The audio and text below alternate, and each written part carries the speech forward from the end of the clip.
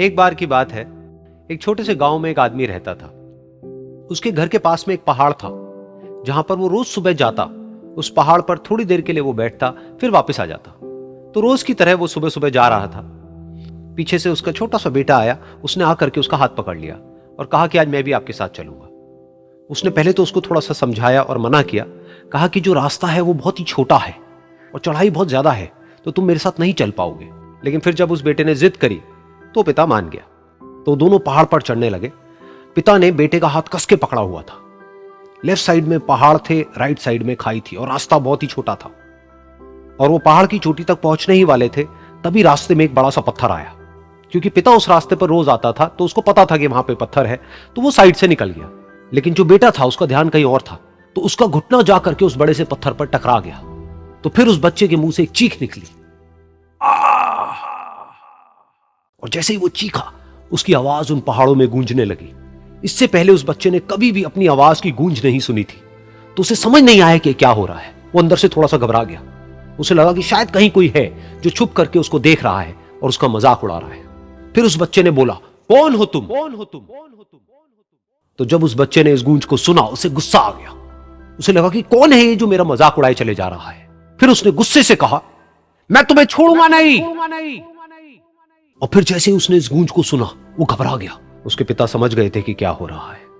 उसने अपने पिता का हाथ कस के पकड़ लिया और उनसे पूछा, कौन है ये जो मुझे इतना तंग कर रहा है? कौन है ये जो मुझे इतना डरा रहा है? तो उसके पिता थोड़ा सा मुस्कुराए और उन्होंने खाई की तरफ देखा और जोर से बोला, मैं तुमसे बहुत प्यार करता हूं।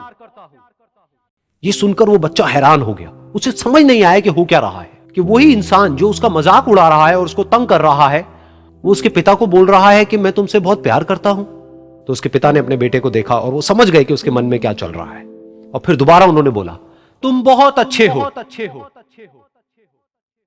और ये सुनकर उनका बेटा भी थोड़ा सा मुस्कुराया और पूछा अपने पिता से कि ये क्या हो रहा है। और फिर उसके पिता ने अपने बेटे को समझाया, ये जो आवाज तुम सुन रहे हो ना, ये किसी और की नहीं है, ये तुम्हारी ही आवाज है जो कि पहाड़ों में गूंज रही है और तुम्हें अपनी ही आवाज सुनाई दे रही है।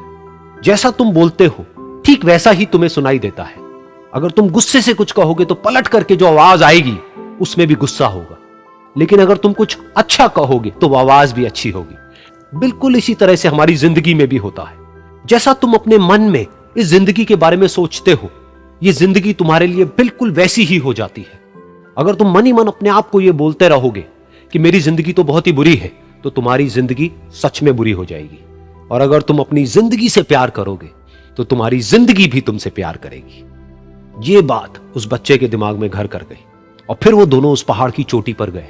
लेकिन बच्चे के दिमाग में यही बात घूम रही थी।